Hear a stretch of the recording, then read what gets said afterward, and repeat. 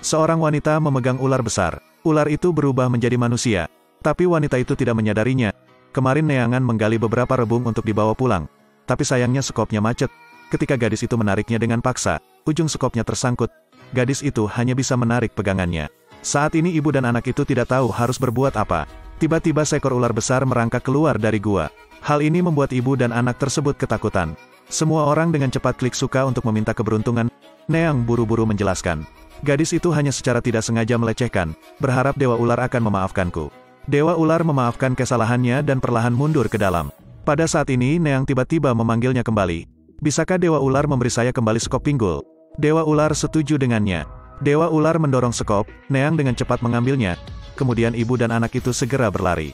Dan ular di mulut gua masih memperhatikan ibu dan anak mereka. Wanita dalam perjalanan pulang menyebarkan rebung yang telah dia gali ke tanah. Gadis itu ingin meninggalkan petunjuk untuk ular itu. Ular itu melihat rebung yang bertebaran di tanah dan mengerti maksud Neang. Ini mengikuti jejak di tanah. Pada malam hari, ular itu merangkak ke kamar wanita itu. Perlahan-lahan merangkak ke tubuh Neang.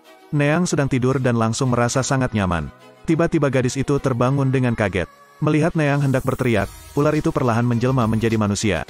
Cinta pertama Neang. Tapi Neang tidak bisa mengerti. Gadis dan mantan kekasihnya sedang jatuh cinta. Tiba-tiba seekor ular besar tiba-tiba muncul di hadapannya. Kekasih tua itu segera mengambil parang untuk memotong ular itu. Ular itu langsung dipotong menjadi dua. Langit tiba-tiba berubah. Cinta pertama itu tidak tiba-tiba hilang. Kemudian kisah Neang dan mantan kekasihnya ditemukan oleh putrinya. Namun yang dilihat putri itu adalah seekor ular raksasa. Putri takut mati. Dalam satu malam Neang keesokan harinya mengalami reaksi mual di pagi hari. Tapi suaminya telah bekerja di luar selama lebih dari 1 tahun sekarang. Pastinya daging ular. Sang suami yang sedang di luar bekerja kembali. Putri dengan senang hati pergi menjemput ayahnya. Sang ayah langsung bertanya, "Di mana ibu?" Gadis itu tidak tahu bagaimana harus menjawab. Karena Neang saat ini sedang memegang ular yang sedang tidur. Wanita itu berselingkuh dengan ular. Tiba-tiba, suami Manop yang sedang pergi bekerja, tiba di depan pintu. Ketika Manop berada di luar memanggil istrinya, Neang panik di dalam ruangan. Manop melihat istrinya tidak pernah membuka pintu di luar dan bertanya dengan cemas. Sang istri menyuruh ular itu pergi dengan cepat. Tapi ular itu sepertinya tidak mau pergi. Manop menunggu di luar pintu untuk waktu yang lama, jadi dia menendang pintu hingga terbuka dengan kakinya. Saat itu Neang juga membuka pintu. Melihat suaminya berdiri di depannya, dia sangat gugup. Manop melihat penampilan Neang yang kuyu, merawat istrinya dengan lembut. "Apakah saya tidak sehat?" Neang hanya menjawab. Manop maju ke depan ingin mesra dengan istrinya. Wanita itu melihat bahwa masalah itu akan segera terungkap, tidak menyangka ular itu segera menghilang. Hati Neang sudah damai sekarang. Kemudian gadis itu berpura-pura peduli dengan suaminya. Melihat istrinya seperti itu, hati Manop sangat puas. Ular itu sekarang telah merangkak keluar dari ruangan. Saat itu Neang sedang menyiapkan makan siang untuk suaminya. Pria itu melihat perut istrinya dan berpikir. Keesokan harinya Manop sedang menebang kayu bakar di halaman. Neang di sebelahnya tiba-tiba muntah. Ini membuat Manop semakin curiga.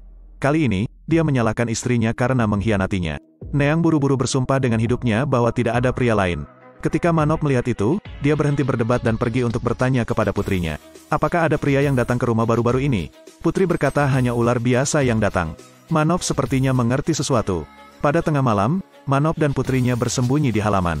Setelah beberapa saat, seekor ular memang merangkak naik. Neang memperlakukan ular seperti suami. Manop yang bersembunyi di rerumputan patah hati dan putus asa. Sekarang dia mengerti mengapa istrinya hamil.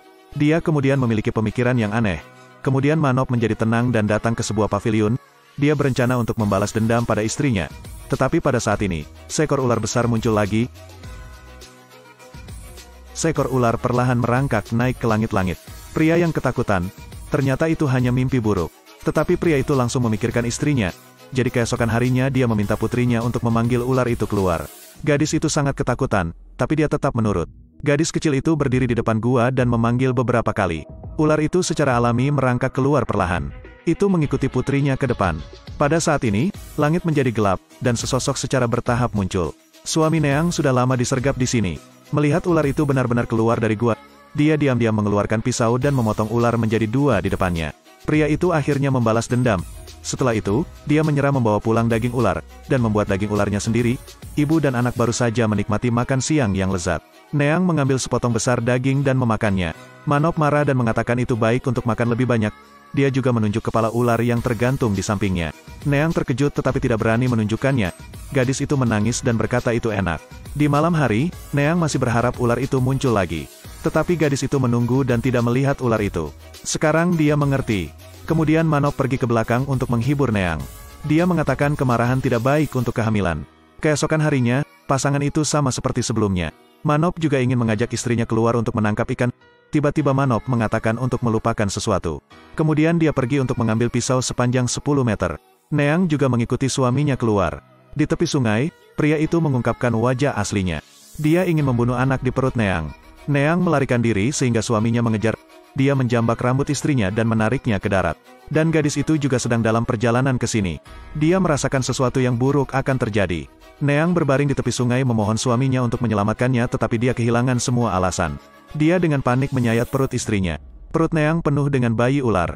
Manop mengayunkan pisaunya dan menyayat bayi ular itu hingga ia membunuh semua bayi ular di depannya. Orang gila itu tertawa keras. Akhirnya perseteruan itu terselesaikan.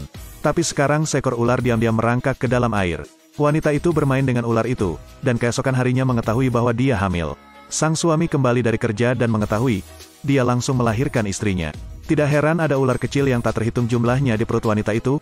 Manop tanpa henti menebas bayi ular itu. Dia membunuh semua bayi ular di depannya. Dia mulai tertawa. Topi biru ini akhirnya dilepas. Tapi dia tidak tahu bahwa seekor ular muncul. Manop tidak memperhatikan saat ini. Jadi dia tiba-tiba menabrak batang kayu.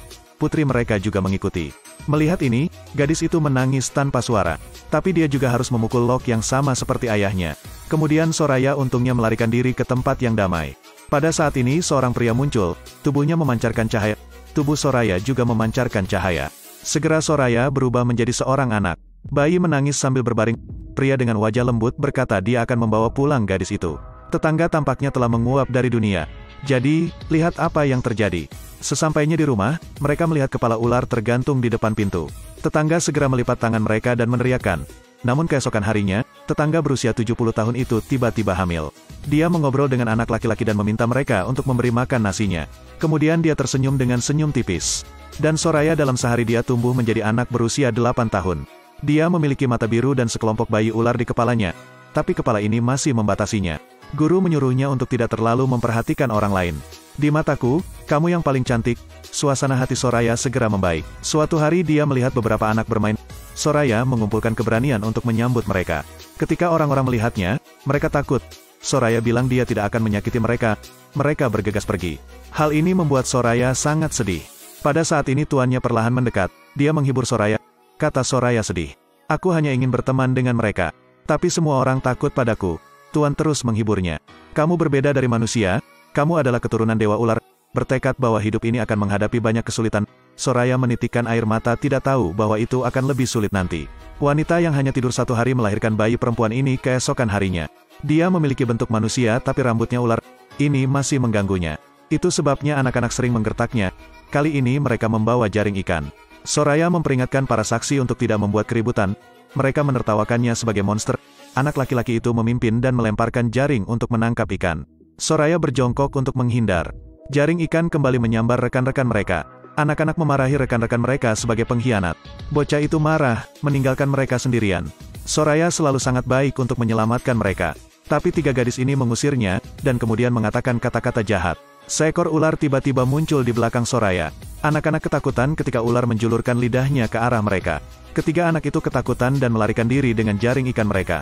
Soraya menegur ular itu agar tidak muncul lagi. Ular sedih itu kemudian menghilang di belakang Soraya. Pada saat ini, Master juga muncul di sini. Dia memberitahu Soraya, ular ini memiliki hubungan yang tidak bisa dijelaskan denganmu. Dia akan selalu melindungimu. Aku harap kamu juga menyukainya. Setelah mendengar ini, Soraya pun lambat laun menerima ular tersebut. Soraya dibesarkan oleh tuannya untuk menjadi gadis yang cantik dan menawan. Guru ingin memberinya hadiah, merupakan cincin emas berbentuk ular. Soraya sangat gembira. Dia menerima cincin itu dari tuannya. Kemudian keajaiban terjadi. Ular di kepalanya hilang. Soraya kini telah menjadi manusia biasa. Hal pertama yang dia lakukan adalah mencuci rambutnya. Pada saat ini, dia tersenyum. Soraya bosan dengan air dan bersiap untuk pulang. Seorang pria pingsan di tepi sungai. Tapi Soraya hanya bisa membawanya pulang karena dia tidak bangun. Tidak sampai hari berikutnya anak itu bangun. Dia dengan cepat berterima kasih kepada mereka karena telah menyelamatkan hidup mereka. Melihat Soraya Waiha yang polos dan murni memiliki niat lain. Selama beberapa hari berikutnya, perasaan mereka satu sama lain semakin dalam. Waiha berkata dia ingin membawa Soraya kembali ke wartawan dengan selamat. Guru juga merasa sudah waktunya untuk membiarkan Soraya keluar. Waiha kemudian membawa Soraya keluar dari rumah kecil itu. Keduanya dengan cepat tiba di rumah YH. Berkat penyembunyian YH, Soraya resmi menjadi penduduk desa. Wanita yang selalu diam-diam mencintai YH juga datang untuk melihat. Melihat keduanya bahagia, wanita itu cemburu. Jadi dengan bantuan saudara perempuannya, dia menemukan seorang penyihir terkenal.